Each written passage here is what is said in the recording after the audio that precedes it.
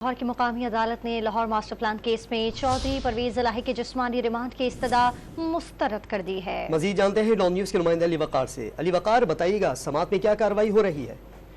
जी बिल्कुल, जो duty magistrate थे लाहौर की मुकामी अदालत के रेहानुल हसन साहब, उनकी जानिब से बाकायदा तौर पर अब ये फैसला सुना दिया गया है। जो तवील इंतजार के बाद ये फैसला सुनाया गया, जिसमें चौधरी परवेज इलाही के जो जिस्मानी रिमांड की इस्तदा की गई थी एंटी करप्शन की जानिब से, जो लाहौर मास्टर प्लान का केस था उसमें उन्होंने इल्जाम आयद किया था कि चौधरी परवेज इलाही ने मुबैना तौर पर 10 अरब रुपए का माली फायदा हासिल किया है। अपने अहले खाना की अराजी जो है वो गैर कानूनी तौर पर अपने करीबियों के नाम मास्टर प्लान में शामिल करवाई थी, जिस पर अदालत में एंटी करप्शन के वकला और चौधरी परवेज इलाही के वकला की जानिब से भरपूर जो है वो दलाइल दिए गए, जिसमें चौधरी परवेज इलाही के वकील की जानिब से ये मौक़िफ़ इख्तियार किया गया। जिस केस में चौधरी परवेज इलाही की गिरफ्तारी डाली जा रही है वो मास्टर प्लान 2022 में ही कैंसिल हो चुका था, लेकिन ये जो मुकदमा दर्ज किया गया ये 2023 के 7वें महीने में मुकदमा दर्ज किया गया, जिससे इनकी बदनीयती जाहिर होती है एंटी करप्शन हुकाम की, कि वो सियासी बुनियादों पर ये